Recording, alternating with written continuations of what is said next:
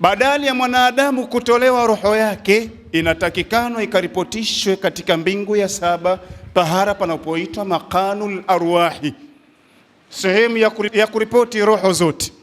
Lau ulikuwa mbaya, roho yako itapita, manake itashindikana kupita katika mbingu ya mwanzo. Lau itakuwa ulikuwa ni mzuri, roho yako badala ya kugongwa hodi, manake aliona idhini ya kushikilia katika milango, utauliza man anta, wewe ni nani? Ana malakul mauti, mimi ni mtoa roho. Ma'aman, nani pamoja naye huko? Ma'a hadha ruhu fulani binti fulani au fulani bini fulani, niko pamoja na roho ya fulani mtoto wake na fulani. Sasa ulikuwa mwema, roho yako itakaribishwa kwa makaribisho mazuri. Mwenyezi Mungu atuwezeshe.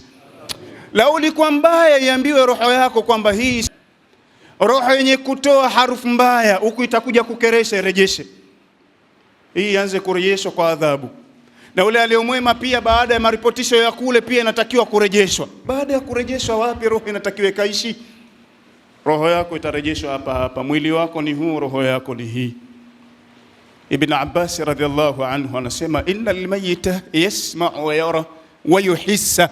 Ilivyo desturi ya mambo, maiti huwa anaona na anasikia na anahisi. Yote mipango yenu mnayopanga, mazishi saa ngapi na wapi na lini, manake maiti ijapokuwa mmemweka ndani anasikia, anatuona na kutufahamu wote tulio katika watu wake wa karibu. Kwa kilima cha Ibn Abbas radhiallahu anhu, wa yuhissa, lau kama itakuwa anafanywa ubaya katika namna ya kuandaliwa, nguvu zimetumika nyingi, maiti pia anahisi yale maumivu. Manake tuchukue sasa hivi tupeleke katika munchar, maiti anaona zile harakati zote mpaka tunakompeleka na roho yake inafuata. Sasa anarejeshwa kwa ajili ya maandalizi, roho inaona. Asema wakati tunapobeba kupeleka katika makaburi, hii roho karibia na makaburi itachoropoka, manake itatangulia ilhali na tapatapa inahangaika.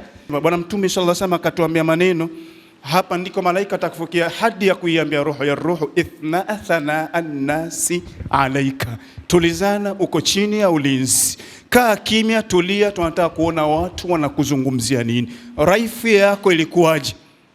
Tutajeni mazuri ya maiti zetu, tuache mabaya ya maiti zetu. Ijapokuwa mabaya walikuwa nayo, tufanye kama hatuyaoni. Mtu wahurumieni kule walikokwenda.